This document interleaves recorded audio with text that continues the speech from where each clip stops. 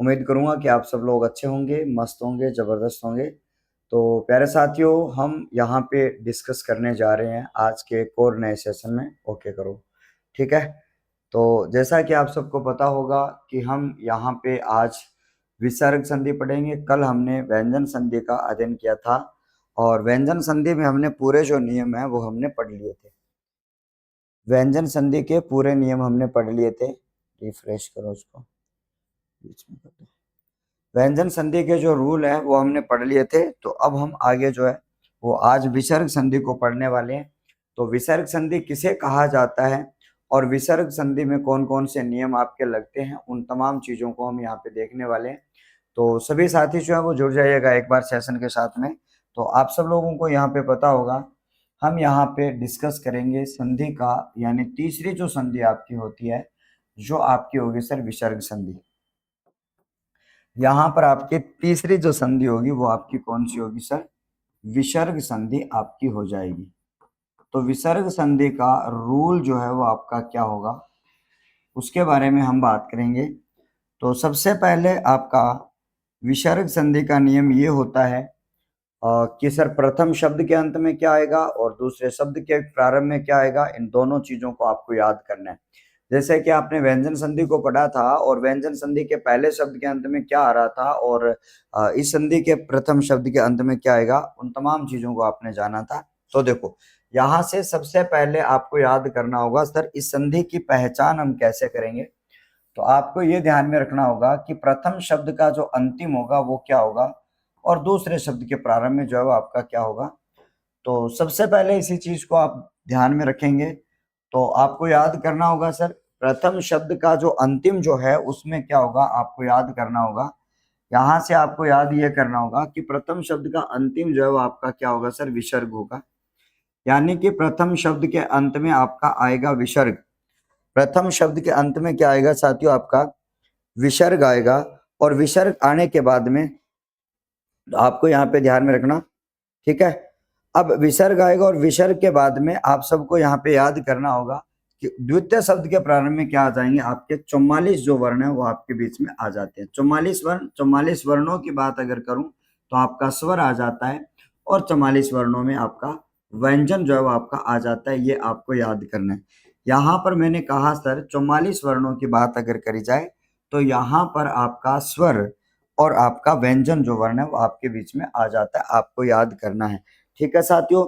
अब जैसा कि मान लो मैंने यहाँ पे कहा है कि सर 44 जो वर्ण आएगा, 44 वर्णों की बात अगर करी जाए तो ये आपके बीच में आ जाते हैं। और उसके साथ साथ में आपको बहुत अच्छी तरीके से याद रखना कि सर इसी संधि का जो नामकरण जो है वो इसी के कारण, यानी कि पहले के अंत में जो विसर्ग आता है, इसी विसर्ग वर्ण के, आपकी विसर्ग ध्वनि के कारण ही संधि का जो नाम है वो आपका क्या रखा जाता है, विसर्ग संधि आपका रखा जाता है। ये बात आपको याद करना है। तो आपको मैंने यहाँ पे कहा है साथियों कि विसर्ग के बाद में जब आपके लिए 44 जब वर्ण आते हैं तो आपका इस विसर्ग के 5 परिवर्तन आपके बीच में हो जाते हैं। 5 परिवर्तन विसर्ग के हो जाते हैं। 5 परिवर्तन किसके हो जाएंगे सर, आपके इस विसर्ग के हो जाएंगे। यानी कि विसर्ग जो है वो आपके 5 आपकी ध्वनियों में या 5 व्यंजन वर्णों में परिवर्तित हो जाता है। लेकिन उसके साथ साथ में अगर मैं यहाँ पर बात करूं तो आपको यहाँ पर याद करना होगा और आपको लगाकर ये लिखना होगा कि और एक बार जो है वो आपकी लोप हो जाती है। एक बार क्या हो जाती है साथियों, एक बार विसर्ग लोप हो जाती है। यहाँ पर मैंने कहा साथियों एक बार विसर्ग का लोप हो जाता है, एक बार विसर्ग का लोप हो जाता है, ये बात आपको याद करनी है। तो जैसा कि मान लो मैंने यहाँ पे कहा कि एक बार जो है वो आपका विसर्ग का यहाँ पे लोप हो जाता है, तो आपको याद करना सबसे पहले आपको मैंने कहा कि प्रथम शब्द के अंत में विसर्ग आएगी और विसर्ग आने के बाद में 44 वर्ण आपको देखने हैं। और इन 44 वर्णों को जैसे ही आप देखते हो तो आपको यहाँ पे याद करना होगा सर यहाँ पर आपके लिए 44 वर्ण आ जाएंगे। तो इसके कारण इस विसर्ग को आपको 5 वर्णों में बदल देना है। कितने वर्णों में आपको बदल देना है साथियों, 5 व्यंजन वर्णों में परिवर्तन करना है। सर ये 5 कौन से होंगे, तो आपको इन 5 व्यंजन वर्णों को देख लेना है।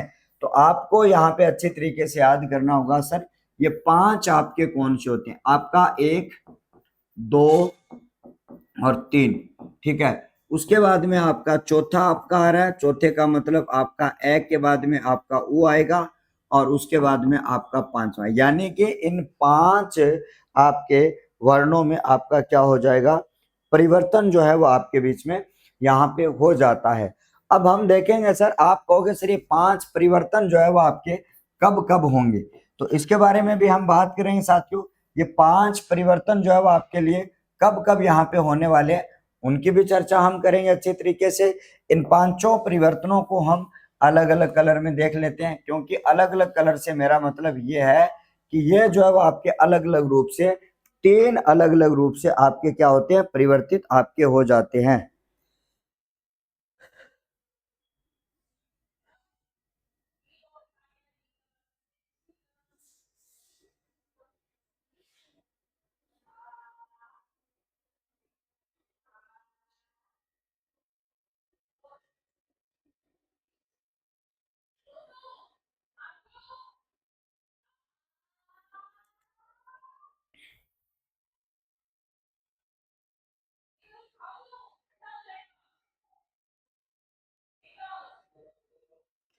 चलो आगे हम बढ़ते हैं साथियों। तो यहां पर आपको याद करना होगा, चलो सबसे पहले एक उदाहरण आएगा कैसे और कैसे इसका परिवर्तन होगा, और ये 5 परिवर्तन है, इन 5 परिवर्तनों को हम कैसे डिवाइडेशन हम करेंगे।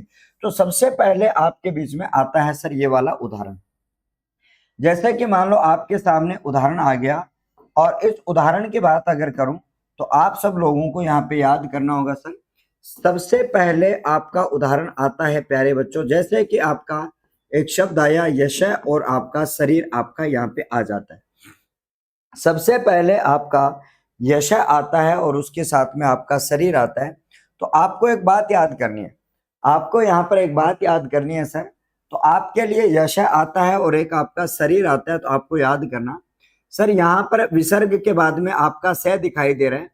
तो आपको पता चला सर विसर्ग के बाद में स मतलब आपका व्यंजन वर्ण तो आ गया, यहाँ पर आपका व्यंजन वर्ण तो आ गया, तो इसका मतलब इसका जो परिवर्तन जो होगा वो अब आपका स होगा। अब ये स क्यों होगा, इसकी बात तो हम बाद में करेंगे कि सर इसका स परिवर्तन होने का जो नियम है वो आपका क्या है, लेकिन यहाँ पर विसर्ग का इन में से आपका परिवर्तित हो जाता है और यहां से आपका शब्द बन जाता है साथियों, सॉरी, यहां से आपका शब्द बन जाता है सर, कैसा है, शरीर जो शब्द है वो आपका यहाँ पे बन जाता है, आपको याद करना है, ठीक है।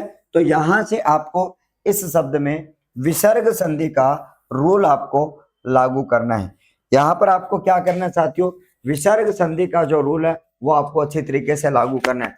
अब जैसा कि मान लो मैंने यहाँ पे आपको बताया है, क्या बताया आपको, कि ये जो आपके 5 परिवर्तन है उसमें आपका पहला नियम यहाँ बन जाएगा, उसके बाद में आपका दूसरा परिवर्तन है आपका ये दूसरा नियम यहाँ बन जाएगा, और तीसरा आपका ये है तो तीसरा नियम यहाँ बन जाएगा। यानी कि इस संधि को आप 3 नियमों में विभाजित कर दोगे, इस संधि को आप 3 नियमों में विभाजित कर दोगे, आप सबको अच्छी तरीके से याद कर लेना है। चलिएगा, अब यहां से हम बात करेंगे सर विसर्ग संधि की परिभाषा आपके क्या रहती है, और इनको हम स को परिवर्तन कैसे करेंगे, इस र को परिवर्तन कैसे करेंगे, ओ का परिवर्तन हम कैसे करेंगे, ये तमाम चीजें हम क्या करने वाले हैं, समझने वाले हैं, इसको आप देख लीजिएगा। चलो यहां से अगले पेज पर सर इसकी परिभाषा है वो आपकी क्या होती है। तो इसकी परिभाषा के बारे में अगर हम बात करें तो आपको याद करना होगा सर, परिभाषा जो है वो आपकी कौन सी होती है। तो आपको याद करना होगा सर, परिभाषा के रूप में यहां पर आपके लिए क्या परिवर्तन होगा, उस परिवर्तन को भी आप अच्छी तरीके से यहां पर याद कर लोगे। अब परिवर्तन जो आपका है वो क्या होगा परिभाषा में, तो सबसे पहले आप लिखोगे कि जब प्रथम शब्द के अंत में, जब प्रथम शब्द के अंत में, जब प्रथम शब्द, जब प्रथम शब्द के अंत में, यहां पर मैंने कहा साथियों जब प्रथम शब्द के अंत में क्या आ जाए, आपका विसर्ग आ जाए, आपको याद करना जब प्रथम शब्द के अंत में आपका विसर्ग तथा तथा द्वितीय शब्द के प्रारंभ में यहां पर मैंने कहा साथियों तथा द्वितीय शब्द के प्रारंभ में, तथा द्वितीय शब्द के प्रारंभ में मैंने कहा कि जब प्रथम शब्द के अंत में और द्वितीय शब्द के प्रारंभ में आपका क्या है, तो आपका प्रथम शब्द के अंत में, ठीक है, प्रथम शब्द के अंत में, प्रथम शब्द के अंत में और विसर्ग तथा द्वितीय शब्द के प्रारंभ में, प्रारंभ में आपका 44 वर्ण, यानी कि आपके लिए 44 वर्णों की बात करी जाए तो स्वर या फिर आपका व्यंजन आए तो, स्वर या फिर व्यंजन आपका आए तो आपको याद करना है कि स्वर या फिर व्यंजन आए तो संधि करते समय, संधि करते समय, संधि करते समय विसर्ग का क्या हो जाता है। संधि करते समय आपको याद करना होगा विसर्ग का, विसर्ग का या विसर्ग के यहां पर 5 परिवर्तन। अब 5 परिवर्तन कौन से हैं वो मैंने आपको ऊपर समझा दिया है। 5 परिवर्तन और एक बार लोप हो जाता है। 5 परिवर्तन और एक बार, एक बार विसर्ग का, एक बार विसर्ग का लोप हो जाता है, एक बार विसर्ग का लोप हो जाता है, एक बार विसर्ग का लोप हो जाता है तो उसे, तो उसे विसर्ग संधि कहते हैं। तो आपको मैंने कहा विसर्ग संधि कहते हैं। तो ये पूरी परिभाषा जैसे कि ऊपर मैंने आपको समझाया था, अब उसी बात को मैंने आपके सामने यहां से बात को रख दिया है। प्यारे बच्चों आपको ध्यान में रखना, ठीक है। हाँ जी, अब जैसा कि मान लो मैंने यहाँ पे कहा है कि जिस प्रकार से आप सबको बहुत अच्छी तरीके से याद करना होगा।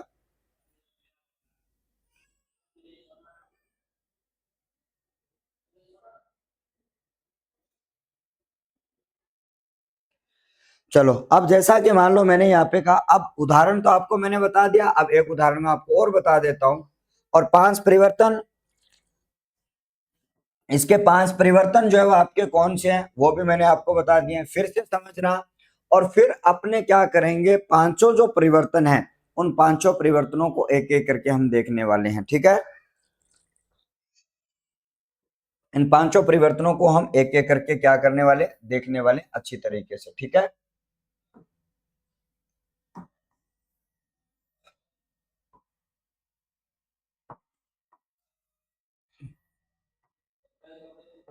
ठीक है, चलो अब देखो साथियों, सबसे पहले आपके सामने क्या आ जाता है। यहां पर जैसे कि मैंने यहाँ पे कहा सर मनह आपका आ जाता है, और मनह के बाद में आपका योग शब्द आ जाता है। पहले तो आप देखो सर विसर्ग आ रही है क्या, और फिर उसके बाद में देखो सर विसर्ग का परिवर्तन क्या होता है। यहां पर आपके लिए आपका एक उदाहरण आ रहा है साथियों, रजा है, और उसके बाद में आपका आ रहा है सर कण। तो आप इन दोनों शब्दों का जब परिवर्तन करोगे और परिवर्तन करने के बाद में आप इनको जोड़ोगे तो आपको करना क्या है। सर आपके लिए शब्द आ रहा है सर मन है, और उसके बाद में आपका शब्द आ रहा है य, ठीक है, योग। तो आपको बताया सर यहाँ पर अ विसर्ग आ रही है, यानी कि सीधा विसर्ग आपको देखना है, और विसर्ग के बाद में आपका ये आ रहा है। तो आप इसको क्या बना दो सर, यहाँ पर आप इसमें ओ परिवर्तन कर दो और लास्ट में आपका जो शब्द है वो जोड़ दो। तो आपका शब्द क्या बन जाएगा, मनोयोग बन जाएगा। आप कहोगे सर मनोयोग जो शब्द है वो आपका क्यों बना, तो ओ का परिवर्तन जो क्यों हुआ उसके बारे में हम आगे की चर्चा में देखेंगे। आगे जब इसका नियम पढ़ेंगे तो इसका ओ ही परिवर्तन क्यों होता है उसके बारे में हम बात करने वाले हैं। तब यहां पर अगर बात करी जाए, एक बार साउंड बंद करना।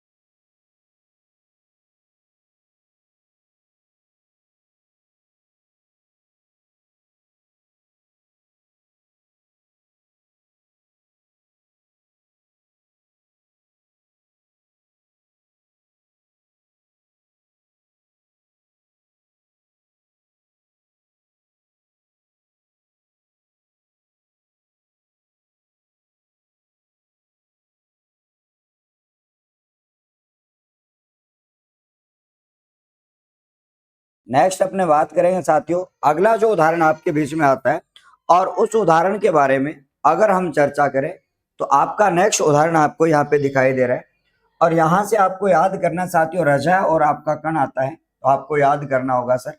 फिर यहाँ पर आप जैसे रूल देखोगे तो इसका जो शब्द बनेगा वो आपका बन जाएगा सर रजह कण। अब क्यों बना, कैसे बना, ये चर्चा तो हम आगे बढ़ेंगे, लेकिन आप सबसे पहले तो ये देखोगे सर इसमें क्या है, आपकी विसर्ग संधि रहती है। अब जो पांचों जो परिवर्तन है उनको आप तीन भागों में विभाजित कर दोगे और तीन भाग जो है वो आपके कौन से होंगे तो आपको अच्छे तरीके से याद रखना है। आगे देखो, यहां तक तो आपको अभी तक तो ये बात समझ में आई होगी कि सर आपकी जो संधि जो होती है विसर्ग संधि, उसका लक्षण क्या होता है। तो विसर्ग संधि का लक्षण आपका होता है कि भाई साहब प्रथम शब्द के अंत में आएगी आपकी विसर्ग और दूसरे शब्द के प्रारंभ में आपका क्या आएगा, तो उसके बारे में आपने अच्छी तरीके से आपने जानकारी यहाँ पे प्राप्त कर ली है। ठीक है साथियों, तो जैसा कि मान लो अब हम अगले पेज पर चलें तो आपके जो पांच परिवर्तन है उसको तीन भागों में विभाजित किया जा रहा है। तो यहां पर आपको मैं नोट कर रहा हूं, ठीक है, पांच भागों को आपको पांच जो आपके होते हैं, पांच परिवर्तन जो आपके बीच में आते हैं, पांच परिवर्तनों को ठीक है तीन भागों में, पांच परिवर्तनों को तीन भागों में विभाजित किया जाता है। पांच परिवर्तनों को तीन भागों में क्या किया जाता है, विभाजित किया जाता है। ये बात आप सबको अच्छी तरीके से याद करना है। ठीक है, पांच भागों को आपके जो है निम्नलिखित में से मैंने यहाँ पे कहा कि सर जो पांच परिवर्तन जो आपके हैं उनको आप क्या करोगे साथियों, तीन भागों में विभाजित कर दोगे। और यहाँ पर आप कैसे कैसे तीन भागों में विभाजित किया जाता है यह भी आपको याद रखना है साथियों। और इन्हीं पांच आपके जो परिवर्तन जो होते हैं उन परिवर्तनों के आधार पर इस संधि को तीन भागों में बांटा जाता है। इस संधि को तीन भागों में डिवाइड किया जाता है, आपको याद करना है।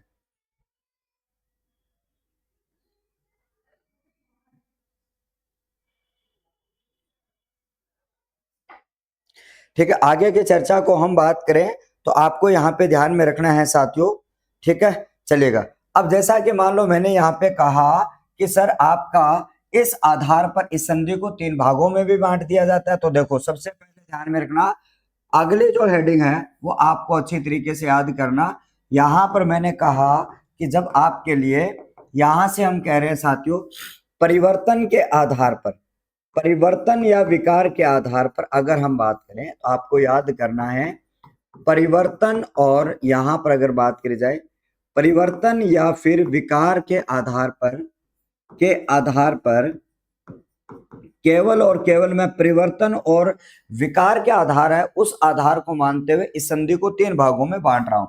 यहां पर मैंने कहा साथियों परिवर्तन और विकार के आधार पर विसर्ग संधि के प्रकार, यहां पर मैंने कहा साथियों विसर्ग संधि के प्रकार जो है वो आपके कौन से, विसर्ग संधि के प्रकार जो है वो आपके कितने होते हैं। तो प्यारे बच्चों आपको याद करना होगा सर इसके जो भेद हैं वो आपके तीन भेद होते हैं। ठीक है साथियों, इसके जो भेद होते हैं वो आपके कितने होते हैं सर, तीन भेद होते हैं। तो आपको यहाँ पर इनको आधार मानना है, कौन से किसको आधार मानना है, आपको आधार मानना है सर आपके लिए, ठीक है, जो पांच जो परिवर्तन जो है उनको आधार मानना है। ठीक है, उसको आधार मानते हुए विसर्ग संधि के प्रकार जो है वो आपको याद करने सर, विसर्ग संधि के प्रकार जो है वह, ठीक है, विसर्ग संधि के आपके तीन भेद होते हैं। अब तीनों भेदों की बात अगर करी जाए तो आपको याद करना होगा, एक छोटा सा आपको रेखा चित्र बना देता हूं मैं यहाँ पे ताकि आप इस रेखा चित्र के माध्यम से इस चीज को आप समझ जाओ। ठीक है, इस रेखा चित्र के माध्यम से आप जो है इस चीज को समझ जाओ कि सर ये तीन जो है, ठीक है, हाँ ठीक है, ये जो तीन है,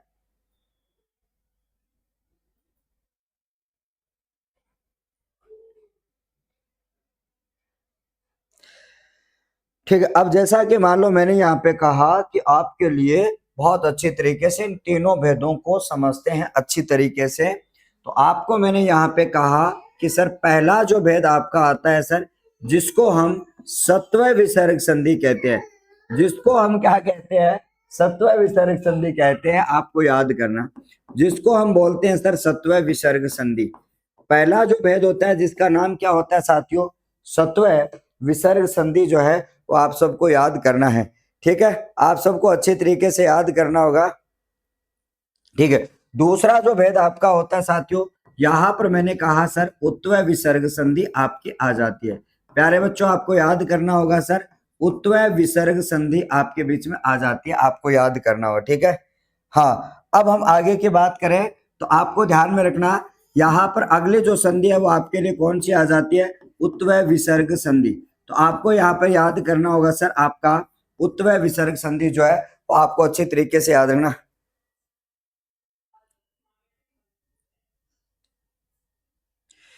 तो नेक्स्ट अपने बात करेंगे, तो यहाँ पर ये जो तीनों जो संधियां जो है वो आपके बीच में कौन सी हो जाती है सर, एक सत्वा आ जाती है और एक आपकी उत्वा आ जाती है, एक आपकी ऋतु। अब नाम इनके ऐसे क्यों रखे गए, इनके जो नाम जो है वो आपके ऐसे क्यों रखे गए, उनके पीछे का भी यहाँ पे तर्क रहता है सर। सत्वा जो संधि है उसके बाद में आपको ध्यान में रखना। ठीक है,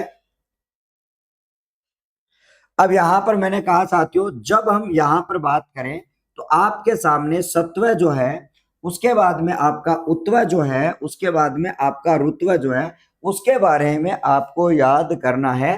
तो किस प्रकार से इनको आप परिवर्तित करोगे, तो यहां पर आपको मैंने कहा सर सत्व जो संधि है उसमें जो आपके तीनों सह जो है वो परिवर्तित आपके हो जाते हैं, आपको नोट करना है।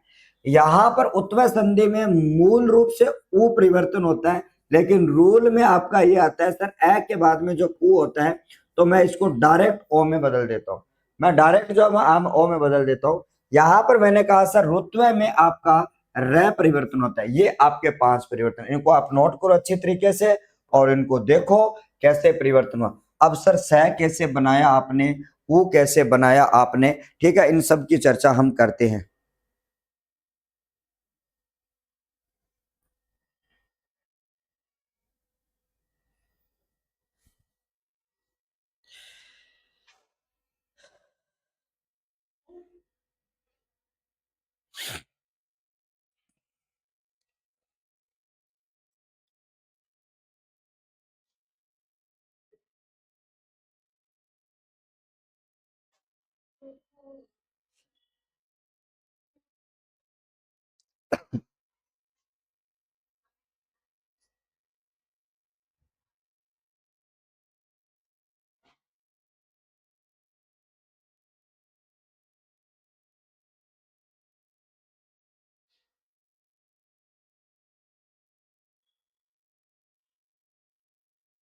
तो ये आपने यहाँ से नोट कर लिया होगा।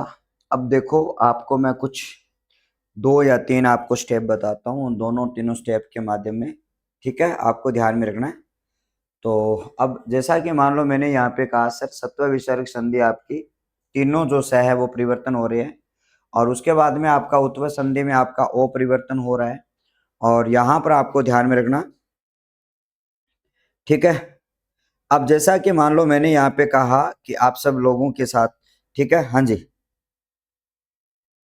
ठीक है, अब जैसा कि मान लो मैंने यहाँ पे कहा, अब शायद आपने इसको नोट कर लिया होगा। अब मैं इन तीनों चीजों को समझाता हूँ आपको। सर यहाँ पर ये सह कैसे बदलता है, ये सह कैसे बदलता है और ये रह कैसे बदलता है, फिर हम क्या करेंगे, इन तीनों संधियों को अपने अलग अलग रूप में पढ़ेंगे।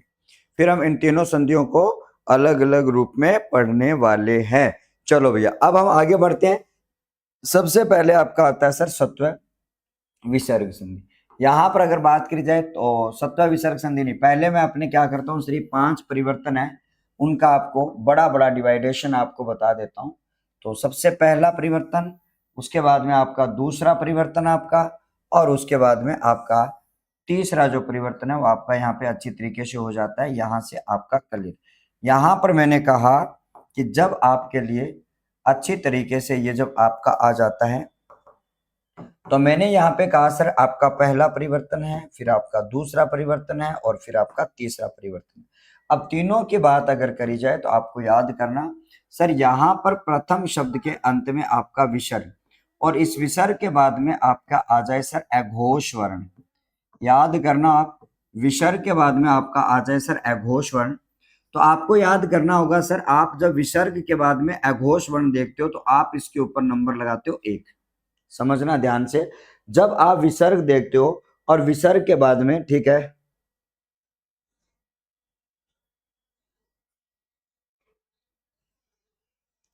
चलिएगा। अब जैसा कि मान लो यहां पर आपको याद करना होगा साथियों, जब हम आगे की बात करें तो विसर्ग के बाद में आपका अघोष आता है, और अघोष के बारे में अगर बात करी जाए तो आपको यहाँ पर 13 की बात यहाँ पर करते हैं। तो जैसा कि मान लो आपके लिए क्या आते हैं, आपके 13 वर्ण। अब 13 कौन से होते हैं वो मैंने पहले याद करवाए हुए हैं, तो आपको याद करना सर, कैक है आपका आता है, उसके बाद में आपका चैच है आता है, और आपका, ठीक है, टैट है आपका आता है, और उसके बाद में आपका टैट है के बाद में कैक है, चैच है, टैट है, और उसके बाद में आपका तैथ है आता है, उसके बाद में आपका पैफ है आ जाता है, और उसके बाद में अगर हम बात करें तो तीनों की बात अगर करी जाए तो आपको ध्यान में रखना तीनों से आपके आ जाते हैं। तो आपको ये जो 13 वर्ण है, यानी विसर्ग के बाद में आपका अघोष आता है तो इसके ऊपर 1 नंबर लगाना है, और विसर्ग के बाद में कैक है, चैच है, टैट है, तैथ है, पैफ है, तीनों से है, तो मतलब ये सारे अघोष है तो इनके ऊपर लगेगा 1 नंबर। अब 1 नंबर लगेगा तो क्या होगा सर, उसके बारे में भी मैं आपको बताता हूं कि जब आपका विसर्ग आपका लग जाएगा तो इसका 1 नंबर जो होगा तो फिर आपका क्या परिवर्तन होगा, ये भी हम अच्छी तरीके से समझने वाले हैं। तो चलो थोड़ा सा उसके बाद में 2 नंबर पर अपने चलते हैं। सर दूसरा जो नंबर है वो आपका क्या कहता है, सर आपका अघोष तो आगे, अब विसर्ग के बाद में आपका क्या आएगा, यहां पर आ जाता है साथियों सघोष। यहां पर आपका क्या आ जाता है साथियों, सघोष आ जाता है, आपको याद करना। और सघोष वर्ण की संख्या कितनी होती है प्यारे बच्चों, आपकी 31 होती है। यहां पर मैंने कहा सर सघोष वर्णों की संख्या कितनी होती है, 31 होती है। अब सर ये 31 कौन से होते हैं, अब भाई 44 आपको याद है तो आपको 13 ये निकाल दो, बाकी बच के जो 31 है। अब यहां पर जब आपके 31 आए हैं तो आप इनके ऊपर क्या लगाते हो, यहां पर अविसर्ग के बाद में जब आपका सघोष आता है इनके ऊपर आपका 3 नंबर लागू होता है। यहां पर आपको याद करना होगा सर 3 नंबर लागू होगा तो आपको आगे बढ़ेंगे, ठीक है। उसके बाद में आपका यहां से नेक्स्ट स्टेप आपका आता है सर, याद करना आपका हर्स्व ई, दीर्घ ई, हर्स्व उ और दीर्घ उ, और उसके बाद में आपका याद करना होगा कि आपके साथ में आ जाए विसर्ग, और विसर्ग के बाद में आपके आ जाए सर सघोष वर्ण, ठीक है। यहां पर आपको याद करना होगा सर सघोष वर्ण आपके आते हैं, तो यहां पर आपके 31 आते हैं। तो भी आपको पता है सर इस विसर्ग के बाद में जब आपके लिए यहां पर हमने कहा सर विसर्ग के बाद में जब आपका सघोष आता है तो आपका लगेगा नंबर 3। अब आपके प्रॉब्लम ये हो गई कि सर नंबर 1, नंबर 3 और नंबर 3, अब यहां पर कंफ्यूजिंग हो गई कि दोनों साइड में आपके नंबर 3 लग गए। अब जैसे आपको एक बात याद करना कि जैसे आपका नंबर 1 लग जाए तो आपको क्या कर देना सर, सत्व संधि कर देनी है। यहां पर आपका जैसे ही विसर्ग के बाद में अघोष आ जाए तो आपको याद करना इसको आपको क्या करना है सर, आपका सत्व संधि आपको करनी है। क्या करनी है प्यारे बच्चों, आपके लिए सत्व संधि आपको करनी है, ये बात आपको याद करनी है। उसके साथ साथ में आपको याद करना होगा कि सर अ विसर्ग के बाद में सघोष आ जाए, अ विसर्ग के बाद में स्पेशल तौर पर आपका क्या लिखा गया, स्पेशल तौर पर आपका लिखा गया सर अ विसर्ग और अ विसर्ग के बाद में सघोष आ जाए तो आपको वहां पे संधि क्या करनी है, तो वहां पर संधि करनी है प्यारे बच्चा, आपको उत्व विसर्ग संधि करनी है, ठीक है। और आपको याद करना होगा सर आपके लिए अ विसर्ग आपके बीच में आई है, और इस अ विसर्ग के बाद में, ठीक है, और अब अ के अलावा ये 4 स्वर के बाद विसर्ग आए और उसके बाद में आपका सघोष आए, तो यहां पर संधि आपको क्या करनी है, रुत्व संधि करनी है। अब आपको पता है सर सत्व, उत्व, रुत्व। अब लास्ट पेज पर हमने ये देखा था कि सत्व है तो तीनों सह करना है, उत्व है तो ओ करना है, रुत्व है तो रह करना है। तो अब बना दो, यहाँ पे बना दो। तो आपको मैंने यहाँ पे कहा सर आपके लिए यहाँ पर इस विसर्ग का तीनों सह में से एक सह हो जाएगा जब जब आवश्यकता पड़ेगी जिस सह की। और मैं हमेशा आपको बता दूं यहां पर जो आपका सह होगा वो हमेशा स्वर रहित होगा, ठीक है। यहां पर आपको ध्यान में रखना स्वर रहित होगा, ये बात आपको याद करना है। यहां पर आपको याद करना होगा साथियों, ये आपका क्या होगा, स्वर रहित ही आएगा। ये कभी पूरा नहीं होगा। क्यों नहीं होगा? क्योंकि इस विसर्ग के बाद में कोई भी स्वर नहीं है, इसलिए ये आधे के आधे ही रहने वाले हैं। उसके बाद में हमने कहा सर ए विसर्ग के बाद में अगर आपका स घोष आ रहा है तो आपको ए रहने देना है और विसर्ग को ऊ में बदल देना है, लेकिन टोटल कुल मिलाकर आपका परिवर्तन आपका ओ हो जाता है। ठीक है। इसके बाद में यहां पर आपका इनके बाद में आए तो विसर्ग का आपको रे परिवर्तन कर देना है। यहां पर विसर्ग का तो रे स्वर रहित होगा, लेकिन सघोष में आपके स्वर भी होंगे तो आपका कंप्लीट यहाँ पे हो जाता है, आपको याद करना होगा। चलो सर अब बढ़ते हैं। ये एक बार आप इस बात को अच्छी तरीके से अपने दिमाग में छाप लो और उसके बाद में हम क्या करेंगे, इन तीनों नियमों को यानी सत्व उत्व और ऋत्व संधि को हम अलग अलग रूप से पढ़ने वाले हैं।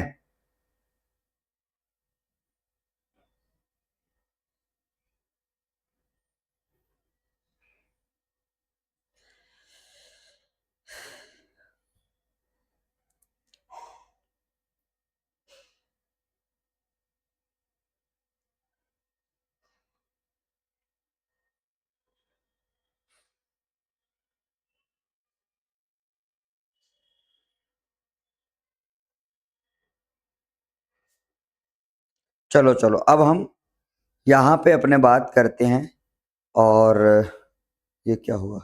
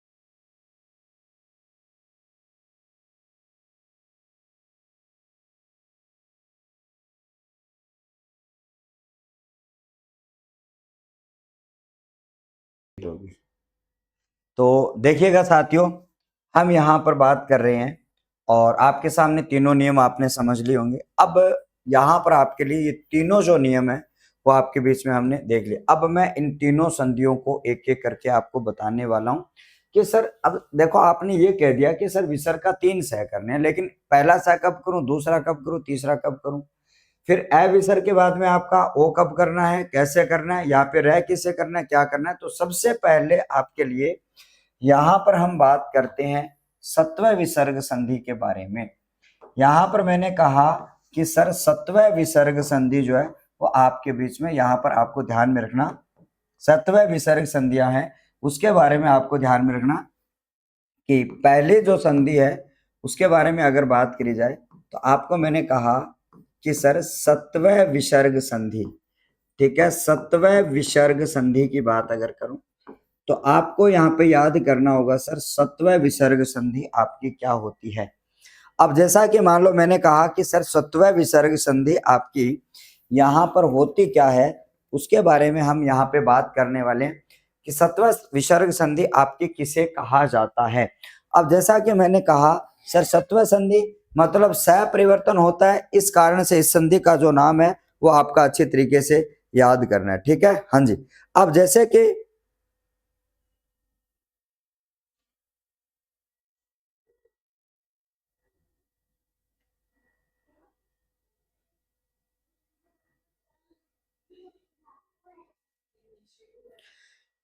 ठीक है, अब जैसे कि मान लो मैंने यहाँ पे कहा है, ठीक है, जैसे कि मान लो मैंने यहाँ पे कहा सर सत्व विसर्ग संधि। इस सत्व विसर्ग संधि में होता क्या है आपको याद करना कि जब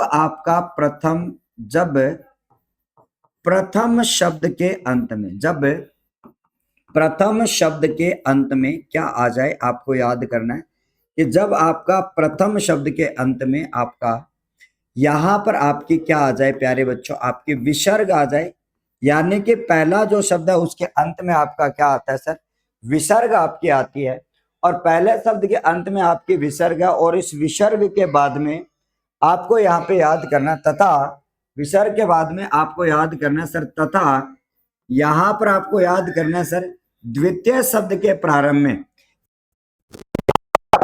द्वितीय शब्द का प्रारंभिक जो आपके बीच में आता है उसको याद करना है तथा द्वितीय शब्द के प्रारंभ में आपको याद करना है सर तथा द्वितीय शब्द के प्रारंभ में,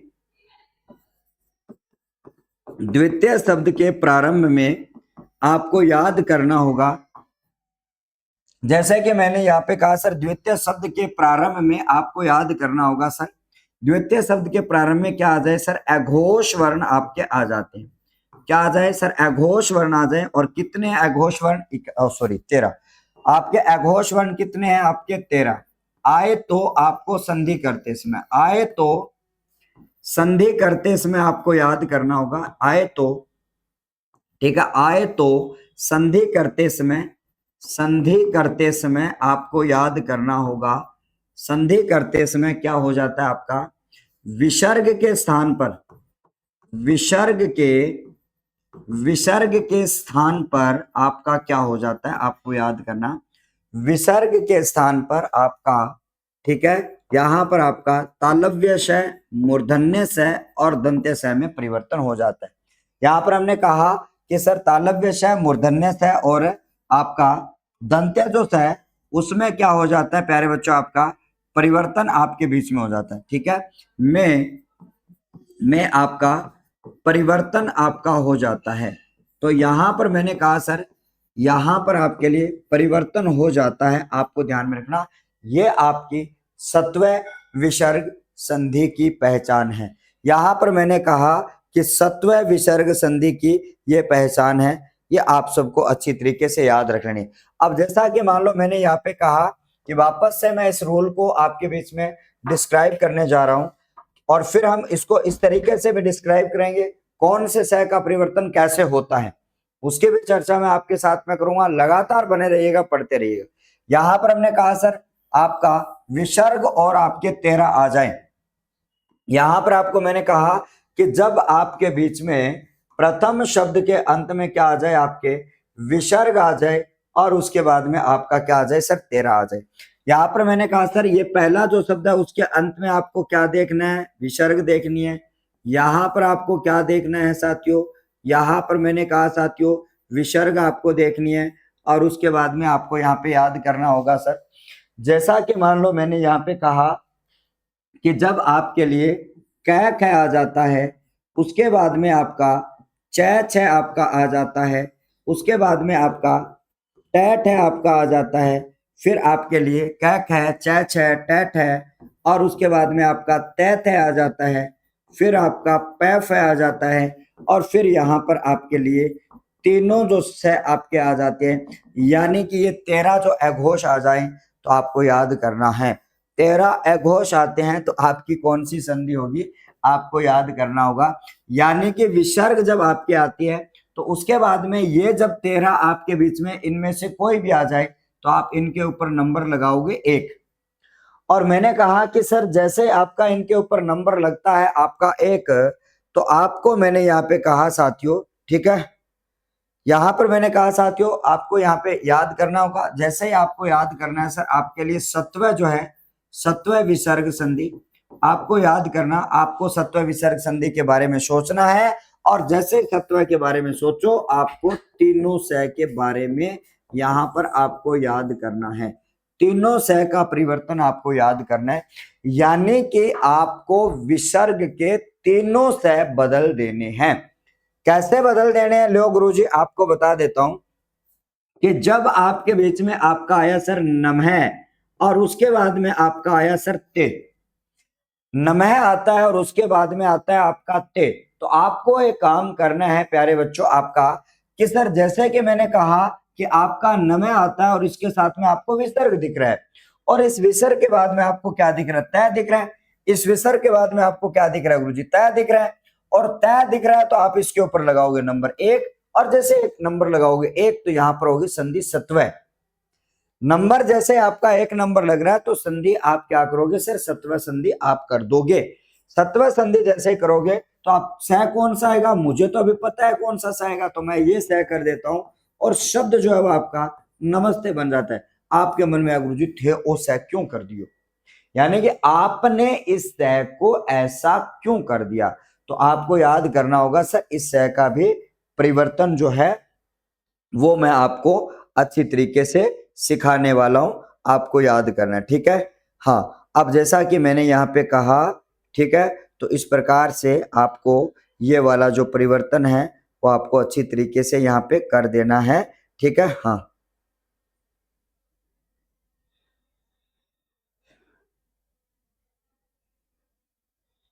चलो अब ठीक है, यहां से आपको याद करना होगा साथियों।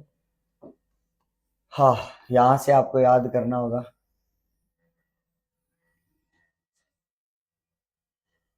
ठीक है, चलिएगा। अब जैसा कि मान लो मैंने यहाँ पे कहा है कि जिस प्रकार से आप सब लोगों को यहाँ पे याद करना होगा सर, निम्नलिखित में से आपको इस प्रकार से अच्छी तरीके से आपको याद करना होगा, ठीक है। और ये जो परिवर्तन अब आपके माइंड में ये आ रहा है कि सर मैं इस सह को कब करूं, इस सह को कब करूं, इस सह को कब करूं, इसके लिए हम अगले पेज पर और नहीं, मतलब एक बार स्टेप बाय स्टेप चीजों को समझेंगे ताकि आपके माइंड में सब चीजें आ जाए। आ जाओ सर। अब सबसे पहले आपको हमने इस 13 जो है, इन 13 को हम 5 भागों में विभाजित करेंगे। आपका पहला भाग है, फिर आपका दूसरा भाग है, और फिर आपका तीसरा भाग है, और फिर आपका चौथा भाग आपके बीच में आ जाता है, ठीक है। और इसके बाद में आपका पांचवा जो भाग है वो आपके बीच में आ जाता है। यानी कि हम इन तीनों को, ठीक है, इन पांचों को आपको क्या करना है अच्छी तरीके से हम इनको विभाजित करते हैं सर आपके लिए यहाँ पर, ठीक है। और जैसा कि मान लो हमने यहाँ पे कहा है कि इन पांचों को हम अलग अलग तरीके से विभाजित कर देते हैं। सबसे पहले आपके लिए पहला जो भाग है वो आपको देखना है, यानी कि जब प्रथम शब्द के अंत में आपका आ जाता है साथियों विसर्ग और आ जाए सर कै और ख, ठीक है। अब कै ख के पास में आपका और कोई भी सह नहीं है, ठीक है। अभी समझते जाओ क्या करना है। अब आपके लिए विसर्ग आ जाए और विसर्ग के बाद में अगली पंक्ति आ जाती है सर च और आपका श आ जाता है। लेकिन आपको बताया सर ये आपका तालु है तो आपका इस के साथ में ये वाला भी सह आपका होता है, ये भी आपको याद करना है, ठीक है। ये भी आपको क्या करना है? याद करना है। उसके बाद में आपको याद करना है साथियों विसर्ग के बाद में आपका यहाँ पर अगला आता है सर ट और आपका ठ आता है। और आपको पता है सर ये मूर्धा आपकी पंक्ति है तो इसमें मूर्धन्य से भी इसके साथ में ही आता है, ठीक है। उसी प्रकार से आपको क्या करना है, उसी प्रकार से ये पहला नियम मैं आपको बता रहा हूं याद करना। यहां पर आपको याद करना सर तीसरे में आपका जब विसर्ग आता है तो उसके बाद में आपका आता है सर तय और थ आता है, और यहाँ पर ये आपका ताल दंत्य पंक्ति है तो उसके साथ में आपका दंत्य जो स है वो आपके बीच में यहाँ पे आ जाता है। तो इस प्रकार से यहां पर आपको याद करना होगा। इस प्रकार से अगर देखा जाए तो आप सब लोगों को बहुत अच्छी तरीके से याद करना है, और यहां से ये 5 परिवर्तन। अब उसके बाद में आपको याद करना है साथियों विसर्ग आपकी आ रही है, यहां पर आपकी क्या आ रही है सर विसर्ग आ रही है, और विसर्ग के बाद में आपका प आ रहा है और फ आ रहा है। अब इसके पास में कोई सह नहीं। अब आप इन पांचों का वर्गीकरण करने से क्या समझ में आया? आपको ये समझ में आया कि सर इसके पास में कोई सह है ही नहीं। इसके पास में अगर देखा जाए तो ये वाला स है तो आप विसर्ग का ये स बदल दो। अगर आपके पास में इस पंक्ति के साथ में ये स है तो आप विसर्ग का ये वाला स बदल दो। उसके बाद में विसर्ग सॉरी ये वाला स नहीं है भाई, यहाँ पर अपने विसर्ग के बाद में आपका ये स है तो आपका इस स में बदल दो। लेकिन आपका तालव्य आपकी दंत्य पंक्तियां है तो उसमें विसर्ग का ये बदल दो। अब पै के पास में भी कोई स नहीं है।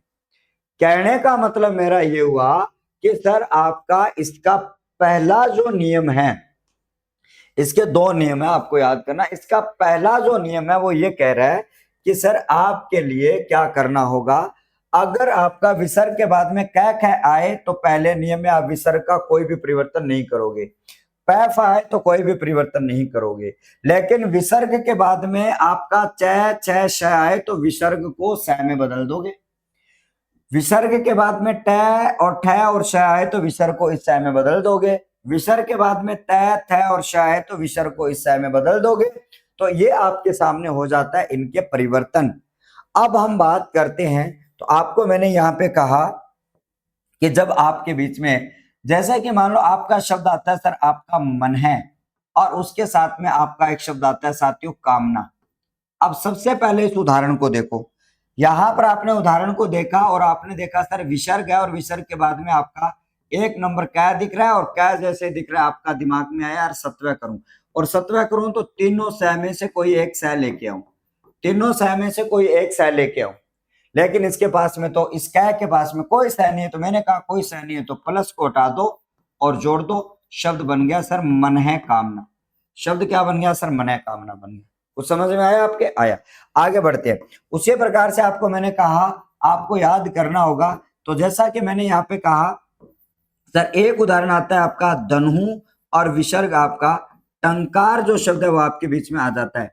धनु और टंकार जो आपका आ जाता है, ये बात आपको याद करनी है। तो जैसे कि मैंने यहाँ पे कहा कि जब हम बात करते हैं सर आपका विसर्ग और विसर्ग के बाद में आपको ट दिख रहा है, विसर्ग के बाद में ट दिख रहा है, तो इस स में बदल दूं मैं विसर्ग को, क्योंकि आपने इसके ऊपर नंबर एक लगाया, एक लगाते सत्व सेम कहानी रहती है।